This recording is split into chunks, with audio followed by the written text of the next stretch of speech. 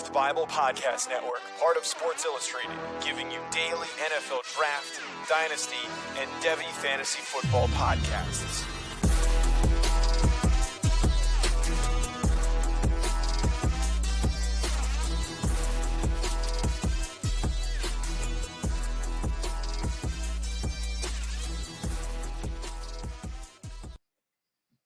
Welcome into the Devy Seminar. I'm your host, Matt Hicks, the FF Educator, joined as always by my co-host, John Lobb, the Gridiron Scholar. And we are back at it here with our college fantasy football series. We're talking about running backs, and what a good group of 24 players plus 6 sleepers that we have on deck here for you today. John, I'm fired up to break down these guys. How about you?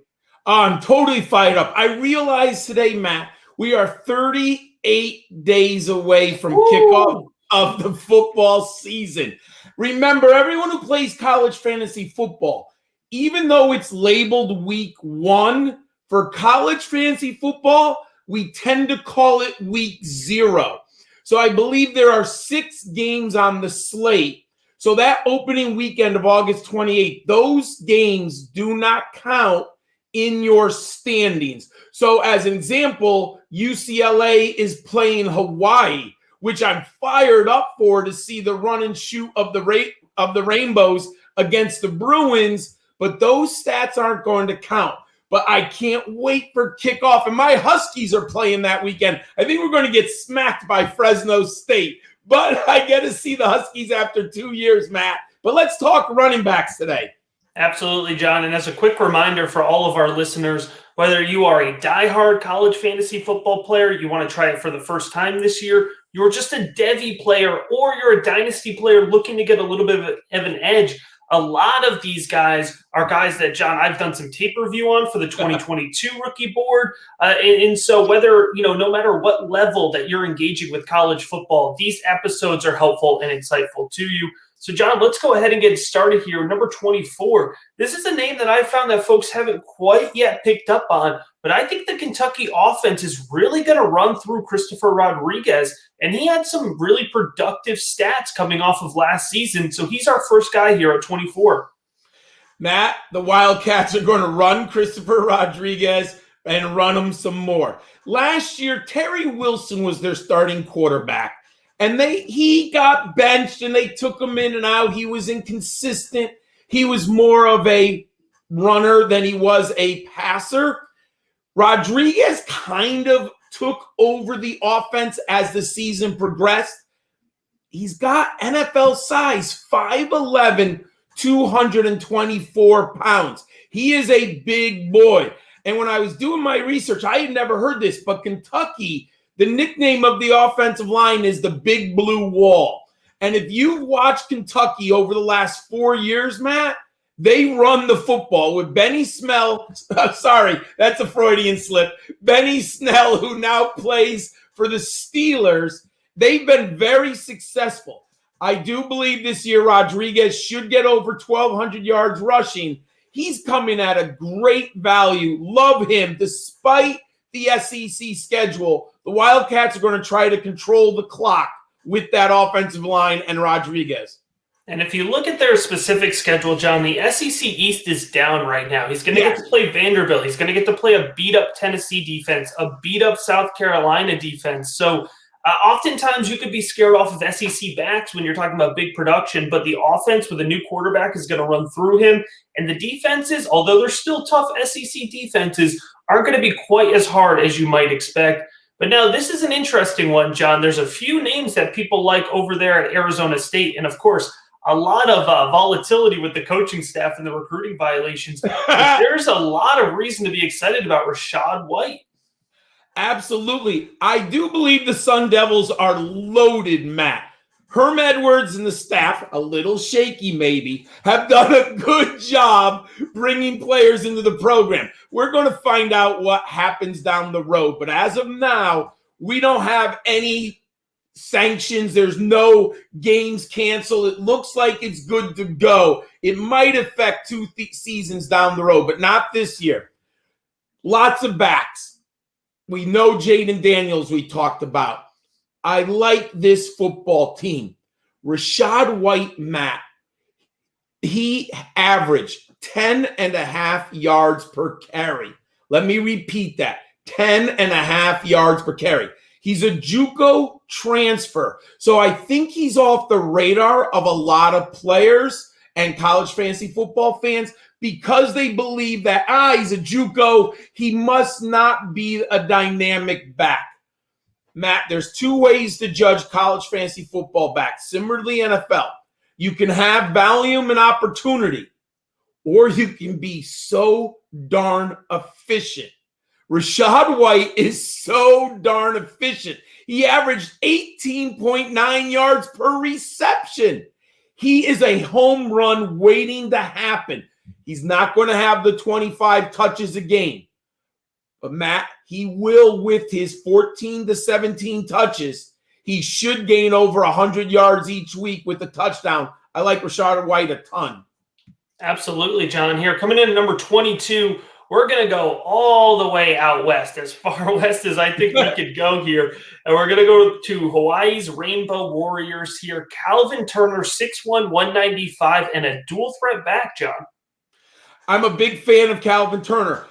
In PPR leagues, you can make the argument that Calvin Turner should go further up the boards because he's really a PPR monster. 33 receptions last year for over 500 yards, averaging 16.5 yards a catch. But Matt, he also had 60 carries for 331 yards. This young man gets it done no matter how they ask him. He's returned kicks. He's returned punts. He's 5'11", 195 pounds, playing in that Mountain West. I like him in this Todd Graham run and gun. They call it the run and gun. It's interesting. They do run a lot at Hawaii, but they take very deep shots. That's one of the reasons Calvin Turner averaged so many yards per catch. Get him on your team. He was second team all Mountain West at wide receiver, but he qualifies at running back. Great player. Absolutely. And we're going to stay in the Mountain West here, John. And we're actually going to go to the player who led the Mountain West in rushing yards in 2019 and finished third in an abbreviated 2020 season. And that is Xavian Valladay out of the University of Wyoming, a deep NFL draft sleeper for 2022 as well. He is getting buzz in the devy community. I've seen people talk about Xavian Valladay. Matt, 6 foot, 198 pounds. He looks like an NFL back. Now, we always have to be careful with the Mountain West because we know the defenses are not as fast, quick, and strong. We need to see what he does at the combine. But we were talking about the run and gun at Hawaii. Wyoming is the ground and pound.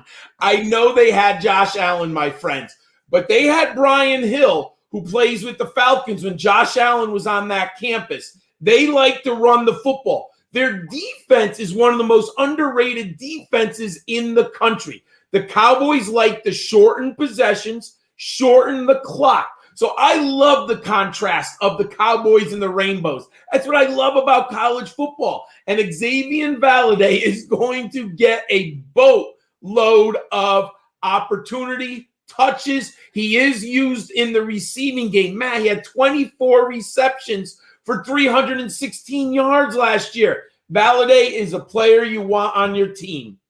Absolutely, John. And we're going to go from the player who led the Mountain West in rushing in 2019 to the player who a lot of folks still haven't picked up on this, finished second in the SEC in rushing yards in 2020, and that is Kevin Harris out of South Carolina.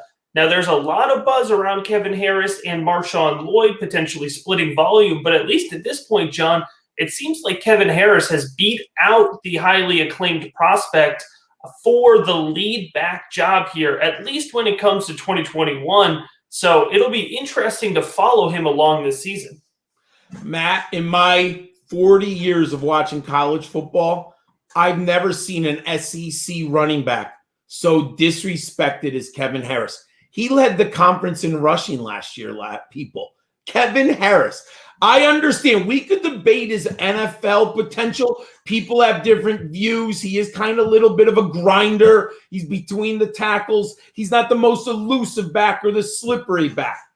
But in college football, if you can run between the tackles and you put your head down, Matt, you're going to gain a lot of yards. He was first team all SEC last year. He gained 1,138 yards. That's 113 yards per game, Matt. And he scored 15 touchdowns. He added 21 receptions for 159 yards and a touchdown. I know Marshawn Lloyd is sitting there. Ladies and gentlemen, you have to think like a coach. You're the coach of the Gamecocks. Kevin Harris has proved to you he's a stud. Marshawn Lloyd is coming off a serious injury, missed the entire season, plus he has more years of eligibility. I guarantee that Kevin Harris is gone after this year. Matt, the coaching staff is going to use the player who's been successful most often. And Kevin Harris is a bargain in CFF drafts, Matt. He falls so far. If he's your fourth back, you have gold as a running back. And the Gamecocks, look at the roster, folks. They're going to run Kevin Harris. No doubt in my mind.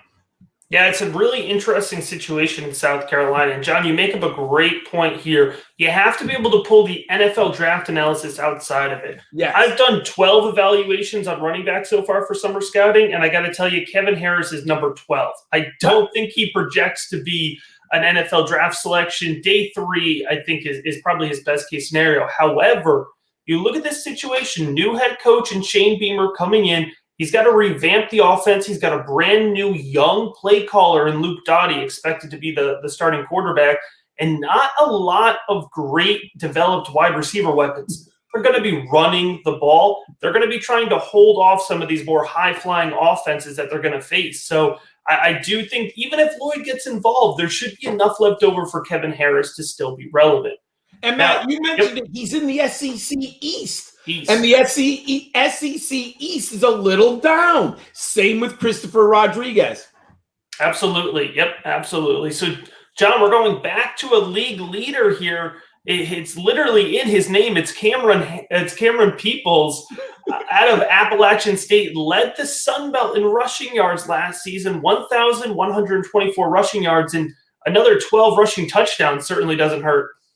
Not at all. And the draft community, if Cameron Peoples goes out and gets another 1,300 yards, he's going to get a little bit of buzz in the draft community. Because you look, 6'2", 210. Once again, NFL size. And if you've seen him, he likes to pound those Sun Belt Conference players. And we've seen Sun Belt running backs get drafted over the last 3 years. Cameron Peoples is the offense. Appalachian State, the Mountaineers, have graduated their former quarterback, Zach Thomas, who played like 3 years as the starter, might have even been 3.5 years. Cameron Peoples, the offense runs through him. I like him a ton this year, but so do other people, but I like him a lot. All right, John, we're moving on to 18 through 13 here. We got a really interesting college football player here in Deuce Vaughn. John, a whole 5'5", 168, but we have a dual threat running back here. I will never forget when I first saw Deuce Vaughn. Even watching him live, Matt, I said to myself, how big is Deuce Vaughn? I looked him immediately up on the Wildcats website. You mentioned it, 5'5", 168. He's a college running back. Obviously, it'd be very difficult for him at the NFL level. He could be a special teams player, and he might have some pass catching. But at that size, it's going to be difficult. But at the college level, Matt, he does everything for Kansas State. A legend was born in his first 2 games as a true freshman against Texas and Baylor.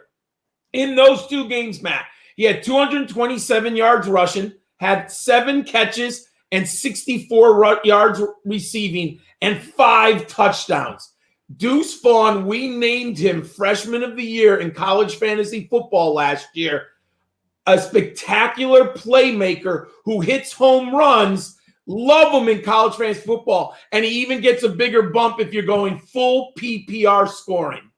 Absolutely. And John here is one of my favorite guys for this upcoming season. I have already planted my flag on Jerome Ford out of Cincinnati, 5'11", 215, a former Alabama recruit. Started off in that room. He was a 4-star recruit coming out of high school, transfers out of Alabama. And John, we got to see 73 attempts for Jerome Ford. And I swear every single time he touched the ball, it just made me angrier that Cincinnati kept feeding Jared Dokes, because we saw some real high-level explosion from Jerome Ford. And I think he is going to, pun intended, explode onto the scene here in 2021. And that's going to help for college fantasy football. And that's going to translate to some serious 2022 NFL draft stock for this back.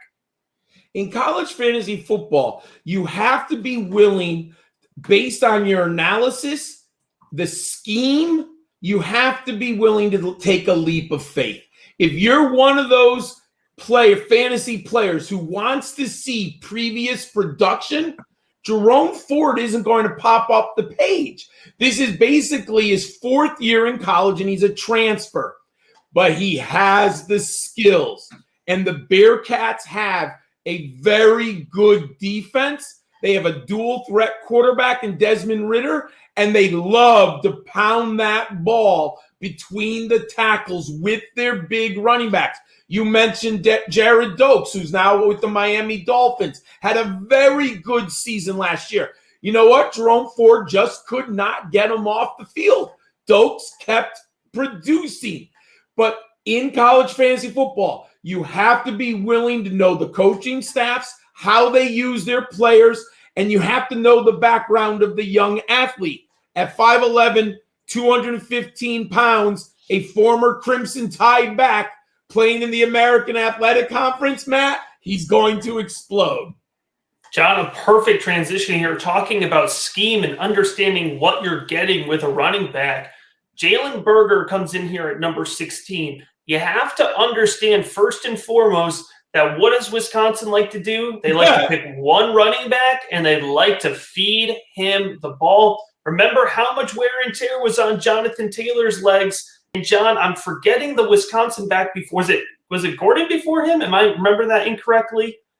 Gordon was before him, but there was one in between. There was one in between. But and they now I feed can't their remember running what there backs. was. They feed their running backs, and Jalen Berger is going to be the next guy to get fed.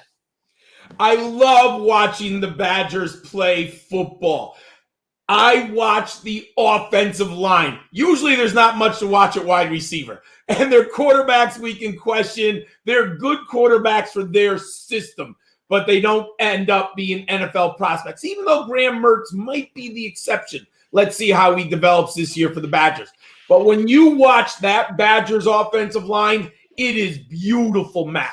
It is poetry in a box. They just hammer people. Well, what does that mean? They regularly have 2,000-yard rushers. Melvin Gordon in 2014, Jonathan Taylor in 2018, and 2019 each had 2,000 yards. Wisconsin is not pulling their backs. They're not rotating their backs. They are feeding their stud. 6 foot, 210 pounds, a 4-star recruit. Everything I read, watching the film, he is literally going to shoot to the moon in the Big Ten. Love Jalen Berger this year for the Badgers. John, it was Corey Clement. Corey Clement was the bridge back there that we were trying to locate. Excellent. You're right. All right, moving on to number 15 here. It's Jarian Ely. And, John, this is a back I don't know if I could be more excited about for this upcoming year. We're talking about year 2 of Lane Kiffin's offense. And I have the scouting report here, the summer scouting report for Jarian Ely. And the key, John, is that he is an athlete. Lane Kiffin found every way to use Jarian Ely in motion, in the backfield, out wide as a wide receiver. They used him all around. So we're talking about a true athlete dual threat playing with one of the most creative-minded head coaches. And, John, of particular note, Ole Miss's defense is not good. And so that offense, by design, will be on the field a ton. I think it is going to be a box score overflowing season for Jerry and Healy. My only regret so far in my 10 early drafts is I have so much Matt Corral, I don't have enough Jerry and Ely. Because if I draft Corral early in the first round, I want a Mississippi wide receiver. So I'm not willing to go with their running back also. But when I don't get Corral, oh, do I love Jerry and Ely. Matt described Lane Kiffin's offense rocks. They are creative. He puts his playmakers in one-on-one situations and gets them in open space. Ladies and gentlemen, Devin Singletary was a CFF star under Lane Kiffin at Florida Atlantic. Ladies and gentlemen, let me repeat, at Florida Atlantic, Devin Singletary was one of the best college fantasy running backs in the last 5 years. Jerron Ely is Lane Kiffin's guy right now. Second team All-SEC, 745 yards rushing, 15 passes for 155 yards, and he scored double-digit touchdowns. With Elijah Moore going on to the NFL, I expect Ely to be even more involved in the passing game. He also didn't play baseball this spring, so he's recovered from some shoulder surgery, and he's more devoted to football this year. Love him, Matt. Absolutely. And if you want to talk about players that I can muse about all day, John, number 14, Eric Gray. I mean, you could put this guy as high as you want on your rankings. And quite frankly, in my opinion, here's the thing with Eric Gray. 3-time Mr. Tennessee, which is the highest award given out to high school players specifically at the running back position. There is the position that he won that at. He goes to the University of Tennessee. And, John, there were examples of him looking fantastic in an absolutely broken offense. I mean, he is an explosive runner, John, a fearless runner. He has a really unique blend of tenacity and smoothness to his game. Right now on the rookie big board, he is the number 2 running back for the 2022 draft. I'm bullish on him. And, John, here's the key. He has transferred from the University of Tennessee, which breaks my heart personally. However, he's heading to Oklahoma, where he is going to run behind one of, if not the best offensive line units in the country and against the worst Power 5 defenses in the country. And the only thing that has held back Eric Gray is really being able to get to that second level and make the guy miss for the breakaway plays. He consistently chews up 10 to 12 yards, but it's that breakaway. Playing in the Big 12, he's going to get the breakaway big touchdown plays. Now, I know some folks are worried about Kennedy Brooks and splitting time. I'm not. I think he's going to dominate that backfield. I'm very excited about Eric Gray this year. I couldn't agree with you more. It is all Eric Gray in my book. I know a lot of people still have high hopes for Kennedy Brooks. I watched a lot of Kennedy Brooks when he was at Oklahoma. He didn't play last year. I watched a ton of Eric Gray for the Volunteers. Ladies and gentlemen, when I was in high school, we read A Tale of Two Cities. I'll never forget it. Eric Gray is going from Tennessee, one of the worst offenses in a very tough, challenging conference, to arguably the best offense with the future number 1 pick Spencer Rattler, with 5-star and 4-star recruits at wide receiver, and arguably a top 5 offensive line in the nation. Eric Gray is going to be at the second level of the defense before he's ever touched. And even if they take him out in the fourth quarter, Matt, they're going to score 40 points. Eric Gray is going to get his load and his yards and his touchdowns beforehand. Absolutely no concern. Watch the tape from the red and white spring game. His 19-yard touchdown scamper, that's all you got to see. And I could show you the same things at Tennessee. The difference is there was people in the screen hitting him. There's going to literally be sometimes no defensive backs hitting Eric Gray on the Sooners. Absolutely. And last note here, he is a reliable pass catcher as well. He's got nice hands, and that's going to help because Rattler does a good job of dumping off the ball and checking down often. All right, John, we're going to head to number 13 here. Ulysses Bennett led the American in rushing yards in 2020, 913 yards on just 170 attempts and 11 touchdowns. People all over the internet are talking about Xavier Jones because of the injury to Cam Akers, and now he's right now the second on the depth chart, and he's from SMU. Ulysses Bentley followed Xavier Jones as the lead back in the backfield. And you mentioned it. He led the conference in rushing. He was first team All ACC and co-rookie of the year. He's 5'10", 184. He's a slasher. When the Mustangs get him outside of the tackle box and there is a lane open, Ulysses Bentley explodes through it, Matt. And SMU historically, when you have people like Doak Walker and Eric Dickerson as alumni, you're not going to get mentioned among the all-time greats. But Ulysses Bentley was special last year, and this is a defensively challenged conference. I like him a lot.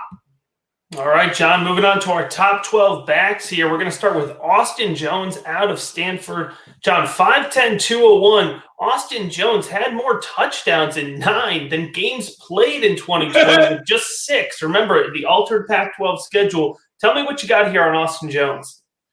David Shaw, David Shaw, David Shaw. Ladies and gentlemen, the Stanford, they are the West Coast version of the Wisconsin Badgers. Now, they're a little bit more dynamic throwing the football. If you watch the two teams, they're a little bit better throwing the ball downfield. Their quarterbacks tend to be a little bit better throwers. They've had NFL-level prospects at wide receiver who get drafted. But their offensive line is there to maul people. Under David Shaw since 2011, Stephon Taylor, Tyler Gaffney, Christian McCaffrey twice, and Bryce Love all exceeded 1,500 yards rushing in a season. Austin Jones was a 4-star recruit by 24/7 Sports coming out. He was a 3-time All-American in high school. Matt just said it. He had more touchdowns last year than games played. He also had 550 yards rushing. The Cardinals want to get back on top or at least challenge in the Pac-12. They're going to do that, Matt, by controlling the line of scrimmage and pounding Austin Jones behind that offensive line. If he's your second back, you get him in the 3rd round. He is a great college fantasy football back. All right, John, another great option here is Letty Brown out of West Virginia. Now, most folks know that Breece Hall dominated the Big 12 in rushing yards with 1,500 last year, but second was Letty Brown with over 1,000 rushing yards. So he's absolutely somebody that needs to be on your radar. And we know that West Virginia has more of a game-managing running back here, so they are going to rely on the running game to keep them alive. 5'11", 216 pounds. I honestly believed about 2 months ago that Letty Brown was only known in the college fantasy football community. But about a month ago, Mel Kiper put him in his top 10 prospects at running back. I was absolutely shocked. So he's starting to get some national buzz in the devy and the draft community. I went back and had to watch more film. He is an NFL prospect. Now, I loved him in college fantasy football. It's the system. This is not the Dana Holgorsen system, the Rich Rodriguez system. They're going to throw the ball. They're going to run the ball, dynamic, high scoring. The Mountaineers they now kind of play a more conservative offense. Part of it is they don't have a great quarterback situation. I went back in 2006. Steve Slayton, he was so good at West Virginia. He was their last All-American. He had 1,744 yards. Their last 1,000-yard rusher was Justin Crawford in 2017. Leedy Brown was the first one to do it since those really two players. He is a power back with NFL size, and if he goes out and gets 1,300 to 1,500 yards rushing, you're going to hear about him in the next draft cycle. He's my number 11 on the board. Draft him with confidence, everyone. All right, we're into the top 10, and we're coming in strong here with a big name. He's a devy favorite, John. It's Jahmyr Gibbs out of Georgia Tech. The talent was obvious last year for Jahmyr Gibbs. However, again, you got to keep in mind the system. There's a lot of people running that ball for Georgia Tech. Oh, absolutely. But Jeff Collins has turned this system around. We were talking about it a little bit on our last show with Jeff Sims, the quarterback. Jahmyr Gibbs is the other sensational sophomore for Coach Jeff Collins. And I noticed on Twitter, there was a post by the Georgia Tech football, the athletic department. 6 Yellow Jackets were named the Phil Steele's All-ACC football team. This Yellow Jacket team has talent, Matt. I don't know if they're ready to go out and compete with the big boys yet. Definitely not Clemson. And are they going to get into that middle group? They have a difficult schedule. But I do believe in the talent that Jeff Collins has brought in. And more importantly, I believe in Jahmyr Gibbs' talent. 5'11", 200 pounds, 4-star recruit. Ladies and gentlemen, he is a dynamic pass catcher. 24 receptions for 303 yards. He also had 460 yards on the ground. Where is the dynamism? Matt, he returned 8 kicks. He averaged 25.6 yards a return. He's an electric player in space, and he can hit a home run at any moment. Yeah, and by the way, if you have not picked up your copy of Phil Steele's preseason guide, I highly recommend doing that as soon as possible. It is a tradition. Go ahead and grab that this time of year. All right, John, coming in here at number 9 is Kevin Marks out of Buffalo. Now, everybody knows about Jaret Patterson out of Buffalo. At least you better if you listen to me, because I couldn't stop talking about him over the last year. However, Kevin Marks was almost as much volume. Patterson ran the ball 141 times. Kevin Marks ran the ball 112 times. And John, 741 yards and 7 touchdowns. He's flying under the radar, but we're looking at some big production now that Jaret Patterson has moved on to the NFL. I had Kevin Marks originally in my top 6, Matt. But if you haven't been watching, a strange thing happened. In April, which is very late in the coaching carousel, their head coach of the Bulls, Lance Leopold, went to Kansas. Now, I'm not going to get into what happened with Kansas and all of the craziness. Kansas isn't a great program. They had problems with Les Miles. You can read about it if you want to, everyone. All right? But they lost their head coach. So there's not a lot of head coaches around in April you're looking at. So they promoted Rob Ianello. The challenge is Ianello going to run the exact same offense as Leopold? As college fantasy football fans, it was ironclad, Matt. They were going to run the ball with Jaret Patterson and Kevin Marks. We knew exactly what they were going to do. With that little bit of unknown, I've moved Kevin Marks down to number 9. Hey, you mentioned it. He's been all MAC honorable mention the last 2 years. The only problem is Jaret Patterson, a star, was ahead of him on the depth chart. But I do like Kevin Marks, but I lowered him because of the uncertainty of the new staff. All right, John, moving on here to number 8. This is a player who, if you've been playing college fantasy football, it's one of those guys you feel like he's been around forever, and it's Ronnie Rivers out of Fresno State. John, over the last 4 years, Rivers has run for 2,600 yards, and he's caught another 1,057 receiving yards, a total of 44 touchdowns. He seems to be somebody who is a more reliable group of 5 plug-and-play option. Absolutely, and he's one of those players who I just love as a college fantasy football fan. Now, we got lucky, Matt. He took advantage of the COVID rules by the NCAA, and he returned for a 5th season. He wants to break Bulldogs' all-time records. He shares the record for most touchdowns. He's 3rd in rushing touchdowns. He's the leader in pass receptions by a running back, and he is 7th all-time in all-purpose yards. Ronnie Rivers is just one of those players, if you love college fantasy football, you love watching him. I've had him, I think, at least the last 2 years, and I've had him in a bunch of drafts already best ball and teams that I've drafted, go get the Bulldog star running back.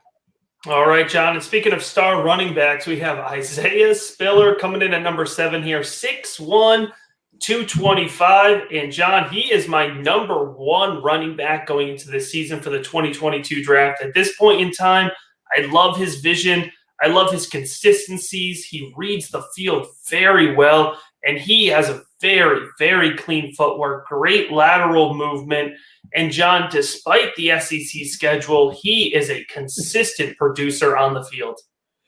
I'm a huge Isaiah Spiller fan. Last summer when Matt and I were doing the devy seminar, I spoke and waxed poetically about Isaiah Spiller. I had him as my number 8 or 9 college fantasy football running back last year. I had him on 80% of my teams. I was not shy about this young man's talent. He is a stud. 6'1", 225 pounds. I can't wait to the debate between Isaiah Spiller and Breece Hall for number 1. Right now, a third player may emerge, but right now, in next year's NFL draft class, Spiller or Hall look like they're the lead players coming out. I love them in this Texas A&M. I know some people are concerned about the turnover on the offensive line, but they're still graded. They have one of the top NFL prospects on the line, and they're still graded as the second best offensive line in the SEC despite the turnover. Isaiah Spiller's the guy. Absolutely love him. All right, John, from a very highly known name to a guy who I still think is flying a little too under the radar, at least in terms of the draft conversation, and that's Kyren Williams out of Notre Dame. Now, it's important to keep in mind a few things. Outside of even just the scouting evaluation, Notre Dame, a change at quarterback, that's always good for a star running back. I think they're going to rely on him early, but I like the way that Kyren Williams runs the ball. He's well-rounded. He's an aggressive and physical runner, and he stands his ground, John, against some of the toughest defenses in the country. Good athleticism, very clean footwork, and he navigates around that field with ease.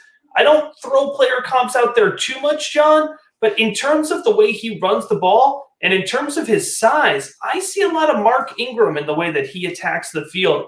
I'm high on Kyren Williams, and I think the NFL is going to catch on. I'm right with you, my friend.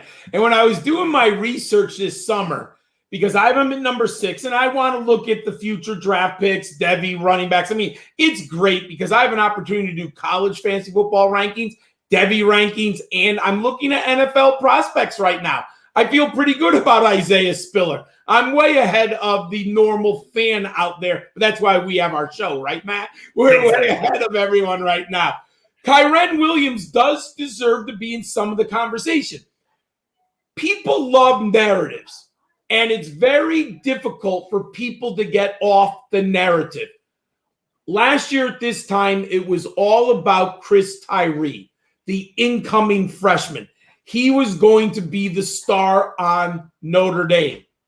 Kyren Williams beat him out. When they opened camps, Kyren Williams was the chatter of the Fighting Irish camps. If you had been watching them, if you followed the beat reporters at Notre Dame, if you watched the athletic department, read the newspapers, it was all about Kyren Williams. And I went up and picked them as free agents. I moved them up my rankings and drafted them everywhere. 2 concerns when you're, to me, judging Kyren Williams from college fantasy football. 1, they have 4 offensive linemen left. They were one of the best offensive lines in the NFL. Little concern, but like Texas A&M, they recruit offensive linemen, they coach up the offensive line, and they know what they're doing at Notre Dame in Brian Kelly's offense. So the offensive line, while it might not be as good as last year, the Fighting Irish are going to block people. And Kyren Williams is going to have some open lanes. 2, in high school, he was a receiver before he was a running back. I've been reading Tommy Rees, their offense coordinator, in the offseason. One of Tommy Rees's goals this year is to get Kyren Williams and Chris Tyree on the field at the same time and employ them down the field as pass catchers. Kyren Williams might not get as many rushing touches and carries, but I think he's going to have even more receptions. And let me get the numbers last year. He had a good year. Last year, he had 35 receptions. He might get 50 receptions this year, Matt. Absolutely. John, moving on to number 5 here. This is a player listed at 6'0", 204, but I swear when he's running, man, he looks 6'2", 240 because Tank Bigsby lives up to the name. The Auburn running back lit it up as a true freshman, 834 yards on 138 attempts for 5 touchdowns and 11 receptions. So Bigsby comes in at number 5 here, John, and you have to think this season with the new coaching staff, they're going to turn over the keys to the offense to Tank Bigsby. There's no question in my mind. I've been waiting and watching Auburn since Bo Jackson, and boy, was he spectacular. For you youngsters who don't remember Bo Jackson, you've seen the highlights in the NFL. Watch some of the highlights from his Heisman winning season in 1985. It is amazing how good Bo Jackson was. This is not hyperbole. I think Tank Bigsby is the best Auburn running back since Bo Jackson. And I don't use that type of analysis or comparison very often.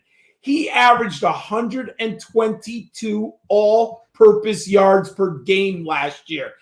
He's underrated as a receiver. Only 11 receptions for 84 yards. But if you watch the film, he's actually pretty good. They have a turnover on the coaching staff. Remember, Gus Malzahn left. They bring in a new head coach, and their new offensive coordinator is Mike Bobo. And Mike Bobo, throughout the offseason, has stated, our job is to get the ball into Tank Bigsby's hands. If this coaching staff wants to remain employed and they want to keep their job, Matt, their job is to get it into, no pun intended, their tank of a running back and literally give him 300 touches. What a player.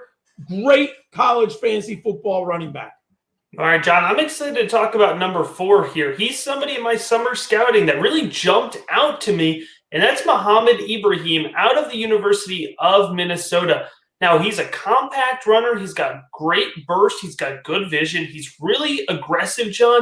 He hits small holes that he has no business fitting in and explodes out the other sides with surprising success. There's not a lot of running backs at this point that just surprise me when they run, and Ibrahim absolutely does. He's an exciting combination of strength and elusiveness, and I think Minnesota, we've known them over the past few years for having that star pass catcher. It was Tyler Johnson. It was Rashad Bateman. And I don't think Ottman Bell is necessarily going to be the next guy in that string. I think he's going to do well. But I think Minnesota is going to turn and rely on Ibrahim to lead the way with this offense. He's a great top 5 selection here. Oh, absolutely, Matt. And I am surprised that he's not getting a little bit more in the devy and the draft community. I think part of it is he was a 3-star recruit and he goes to Minnesota. So people have in their mind he's not an NFL level prospect, but there are players who grow, mature, and get better. If you're looking for elusiveness in the open field, Mohamed Ibrahim is not going to jump off. He's not going to get to the edge and be slippery. But if you are looking for a player with good vision, quick feet, and can run between the tackles and pop someone, Mohamed Ibrahim is your guy, Matt. He is 5'10", 210 pounds. I'm very open-minded. I think he's a value in devy right now. Obviously, it's a wild outcome. He could end up, as a 3rd-round pick.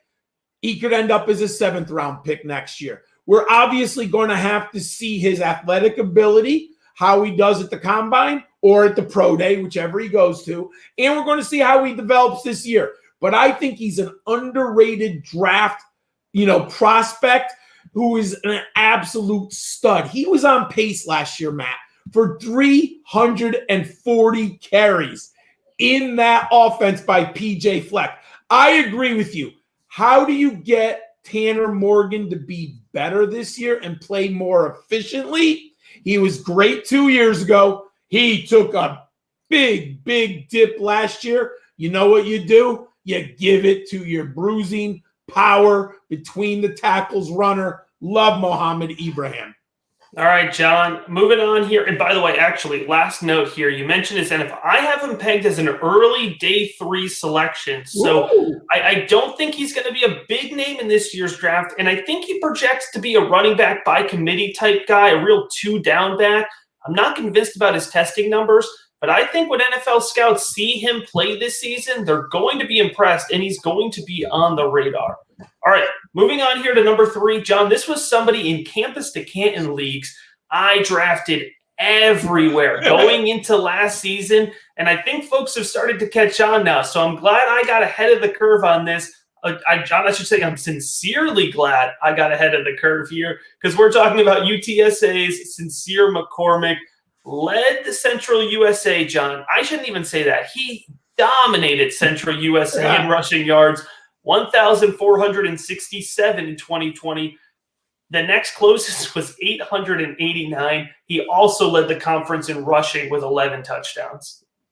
Last week, or on our last show, Matt, we discussed Frank Harris, the quarterback of the Roadrunners, as a sleeper at quarterback. While the quarterback is a sleeper, Sincere McCormick is the driver of this offensive machine. 5'9", 200 pounds. Very interesting player. Coming out of Conference USA, obviously the numbers are stacked against him.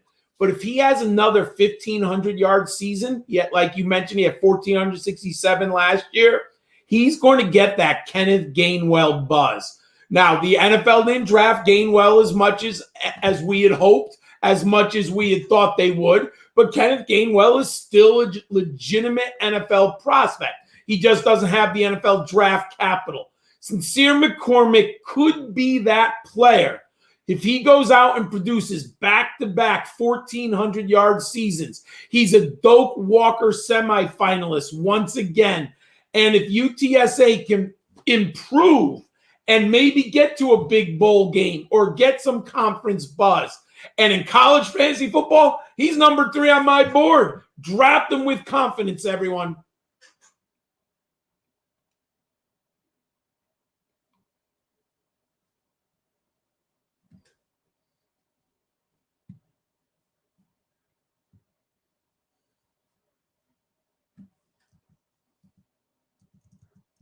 That's Bijan Robinson here. He came in, John, 86 attempts, 720 yards, and 4 touchdowns. If you're good at quick math here, that's 8.2 yards per carry and 86 attempts for the Longhorns. Remember, he took over late last season, eventually taking over for Keontae Ingram. There is a high expectation for Bijan Robinson this year. And remember, new head coach Steve Sarkisian coming from Alabama, where he was the offensive coordinator. And what did Najee Harris do? That man produced and he ate volume. Oh, I mean, Bijan Robinson gets possibly the perfect coach to make this young man an NFL star. I mean, maybe a top 10 pick in the NFL draft. Former Alabama offensive coordinator Steve Sarkisian has now the head coach of the Texas Longhorns. And the Longhorns have been underachieving for a decade. Sorry, Texas fans. Every year, and I thought they were going to break through with Sam Ehlinger, Tom Herman. They just couldn't do it. Now you bring in Sharp. You have this just 5-star back who can do everything. I think he's right now, I graded him better than Najee Harris. Maybe I think Harris is probably a better route runner, but I think Bijan is a better pure running back between the tackles and with his breakaway speed. I mean, Harris is such a special pass catcher, but Bijan Robinson should have 300 touches for the Longhorns. And I've said this before, if they have any hope of beating Oklahoma, Matt, Bijan Robinson needs 40 carries against the Sooners. There is no way Texas can get into a speed game, try to match touchdown with touchdown against the Sooners and Spencer Rattler and Lincoln Riley. They've got to run the football, and Bijan Robinson, if the Longhorns want to win that Big 12, he better have 300 carries, and I can't wait till the spring of 2023 when we're debating Bijan Robinson and Tank Bigsby, my friend. Absolutely. And John, number one here on the list, a surprise to few. It's Breece Hall, 6'1", 215, finished sixth in Heisman voting in 2020, 279 attempts, 1,572 yards, and John, 21 rushing touchdowns. And it didn't hurt. He added another 23 receptions and 2 receiving touchdowns to that total as well. An absolute monster, eating up production, playing in the Big 12. He's better than David Montgomery. And I like David Montgomery coming out of Iowa State. And I actually think he's a value in NFL fantasy drafts, but that's a different story for a different podcast. Breece Hall's better, folks. He's better between the tackles. He's bigger. He's stronger. I think he hits the hole better. He doesn't jump around as much. It was great to watch David Montgomery at Iowa State because he could do those incredible jump cuts, those stop and stutter moves and still pick up yardage. But we've seen it in the NFL. Those linebackers and safeties close a lot quicker at the NFL level. And Montgomery started to get more efficient as the season progressed because he hit the hole more. Stop dancing so much in the NFL. Breece Hall doesn't do that as much. It's the Big 12. The Cyclones don't have the greatest offensive line. So you're always going to see Iowa State running backs in general bounce a little bit. And that's fine. But Breece Hall is a special running back. The argument between him and Isaiah Spiller is fascinating for the number one running back in next year's draft. Why I have Breece Hall at the top of my rankings, there is no competition in the Cyclones backfield. Matt, zero. He is clearly the guy. They have, out of 22 starters, 18 starters are returning. They have all 5 offensive linemen, the Cyclones. They're bringing back their quarterback, Brock Purdy, for a 5th year, and their tight end, Charlie Kohler. Both of those young men could have gone into the NFL draft. They came back for Matt Campbell, and they want to win this Big 12. Once again, they're not going to win a shootout with the Sooners. They've got to control the clock with Breece Hall. They've got to play good defense. Number one on my board. I'm all in. Top 3 pick in college fantasy football drafts. All right, John, and we like to finish this up here with a round of sleepers from each of us. So we each have identified 3 sleepers. Now, these are guys you may not have to pay up for, or they may just exceed expectations. And I'm going to start here with mine with Jacovius Marks out of Mississippi. Now, Marks proved to be a good dual threat option, and most importantly, the ability to be a pass catcher in Mike Leach's offense. Now, remember, Mike Leach's offense is the one who fooled a lot of people into thinking that Max Borghi was ever going to be a legitimate NFL prospect because the system makes it so easy for the pass-catching running back to absolutely flourish. And that's going to be Marks here in the Mississippi State offense. So I am absolutely in on him. I think he's going to be a PPR machine. And he's going to be somebody I'm looking to leave my drafts with. Another guy that I am very, very high on, and he's starting to gain the momentum across the devy momentum, the NFL draft momentum, and that is Zonovan Knight, Bam Knight. He is on every one of my Campus to Canton rosters. I picked him up last year, and I am not moving him for the world. He's not going to be splitting. It doesn't look like he's going to be splitting volume as North Carolina State has done in the past. I think they're going to rely on him. And I think he's going to be a big, big impact player for the Wolfpack this year. And, John, the last guy is Ty Chandler, and it's kind of an underrated storyline. Chandler also transferred from Tennessee this year, and he transferred to North Carolina. Chandler has been a good back for Tennessee for the last 4 years, just a good back. But he's consistent. He chews up yards. He's not as explosive as Javonte Williams. But remember, North Carolina lost both Javonte Williams and Michael Carter. And John, I know I got to whisper this because it gets me in trouble every time, but I think the highlight clips that everybody was sharing of Javonte Williams, I don't think he was creating a lot of his own space. That North Carolina offensive line is good and underrated. And so Ty Chandler, despite not being a sexy back, despite not being super flashy, I think he's just going to run the ball, and they're just going to give it to him a ton, and he's going to end up with over 1,000 rushing yards almost by default. So those are my 3 sleepers, John. They're all guys that I'm really into for this season. Matt, think about the fact that Tennessee is losing 2 running backs. We don't got to do this, John. We don't got to do this. They could easily be both top 30 college fantasy football running backs at 2 different schools. It's mind-blowing what has happened at the Volunteers at that program. But I love all those 3 also, my friend. All right, John, give us your 3 here. One of the last big-time transfers this year, David Bailey. At least I was shocked. I think most people were. David Bailey played for Colorado State coach Steve Adazio at Boston College.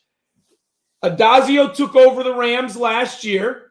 Bailey had a down season. He ends up transferring very late. I think it's in April or early May to Colorado State. 6 foot, 235 pounds, Matt. He was really good in 2019 with A.J. Dillon, and that was Adazio's team.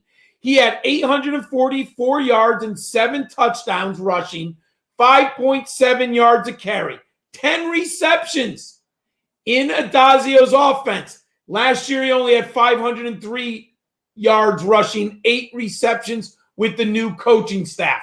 He wasn't very happy. He goes to Colorado State with his old coach, Matt. They are going to ride this back in the Mountain West. He might get 1,300 yards rushing. Love him with the Rams this year. One of the underrated players in the group of 5, Devontae Price, Florida International. He has NFL size. I don't think he's an NFL prospect at all. 6'2", 215-pound senior, playing in the group of 5 with Florida Atlantic. Last year was his first year as the starter. He had 581 yards rushing and 4 touchdowns. He had 4 games over 100 yards rushing, and he set a school record averaging 6.84 yards per carry. The Panthers running back is an exceptional number 4 running back on your college fantasy football team. And if you have not paid close attention, Greg Bell seems to have been in the college football forever. He literally was a 2015 recruit coming out of high school, Matt. He goes the JUCO route. He's great at the JUCO at Western Community College. He is a star. Ends up at Nebraska. I actually wrote about him as a waiver wire pickup after his first game for the Cornhuskers. But, Matt, he left after 4 games. Then he took a year off. Last year, he pops back up with the Aztecs. 6'0", 200 pounds. He's hoping to increase his draft stock. It's going to be interesting. A late bloomer. He might be 23 by the time of the draft next year. But in 7 games last year, he had 637 yards and 6 touchdowns. He's been working on his pass catching. He is the Aztecs offense. I like him. He's around 10 ADP right now. Greg Bell of San Diego State. Fantastic, John. That's 6 sleepers and 24 running backs here to track, to have on your radar, to draft onto your college fantasy football rosters, or to keep track of in Campus to Canton leagues, your devy leagues, or those hardcore dynasty players that are getting an edge up on their league mates. We appreciate you listening. If you have not already, please make sure to subscribe leave us a 5-star review. And as always,